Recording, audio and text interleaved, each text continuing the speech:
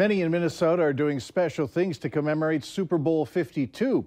Reporter Kent Erdahl tells us about a family that's working to put together a super presentation for families that take part in a Twin Cities winter tradition. If you're wondering what it feels like to harvest ice, I'm not cold by no means. don't ask the guy with ice in his beard. Not ice in my veins, but it's close. For Gideon Doty, cutting ice is in his blood. So all the tools that I got are well over 100 years old. That conveyor, it was built by his grandfather and uncles for their locker business. They cut for the railroad and boxcars, keep them refrigerated. It's not too cold. And family is still pitching in. This is my younger brother, Jim. I usually sit in Arizona this time of the year. But this isn't a usual year. This is one of those ones that you get to help with every so often and enjoy it every time. Enjoy the fact that these blocks are headed to St. Paul. This is where our line starts.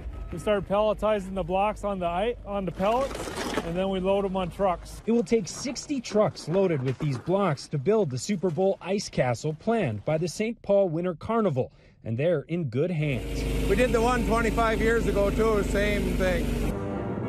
Yes, Bill and his brothers helped build the last Super Bowl castle in 1992, which was the largest in the world at 22,000 blocks of ice. And we cut for 6 weeks straight through.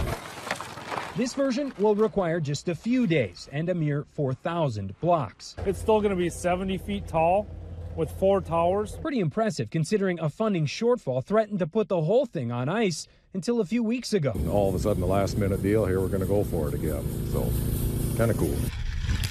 In fact, only one thing would make it cooler. Obviously, the Vikings are going to play, aren't they?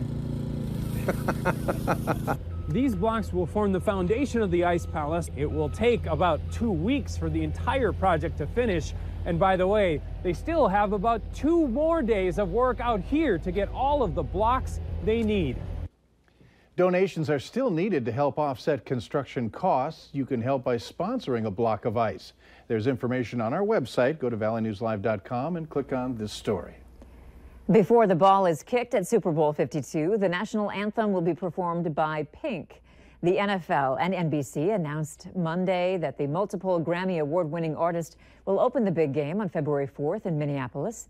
This will be the first time Pink has performed at a Super Bowl. She will join music icons like Whitney Houston, Garth Brooks, and Beyonce Knowles as artists who have performed the national anthem at the historic most-watched game of the year. Then she'll have less than a month to rest before kicking off her Beautiful Trauma World Tour on March 1st. Justin Timberlake is headlining the Super Bowl halftime show. It will mark his first time back since his involvement in Janet Jackson's controversial wardrobe malfunction at the 2004 game. You can catch JT and Pink at the Super Bowl on February 4th. And remember, you can only watch the big game right here on KVLY. Couple of formalities today to take care of. Yeah, that's right. Yeah, some final polls are in. Well, the NDSU Bison reign supreme, but a little bit of drama with the coaches poll. We've got those details, as well as a look at some of these final stats on the season. That's next.